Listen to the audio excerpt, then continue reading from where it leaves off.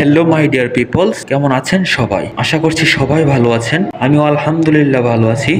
তো চলে আসলাম আপনাদের মাঝে অনেক দিন পর একটা ফুডি রিলেটেড ভিডিও নিয়ে। ভিডিওটি কেমন হয়েছে সবাই কমেন্টসের মাধ্যমে জানিয়ে দিবেন, আর সবাই আমাকে বেশি বেশি সাপোর্ট করবেন। আজকে অনেক দিন পর আমার ফেভারিট বিরিয়ানি খেলাম। আজকে হঠাৎ করে মনে চাচ্ছিল কেন জানি বিরিয়ানি খেতে, তাই চলে আসলাম নবাব কাচ্চি হাউজে আমার ফেভারিট বিরিয়ানি খাওয়ার জন্য। আজকে আমি যে বিরিয়ানিটা খেলাম ওইটা ছিল চিকেন বিরিয়ানি।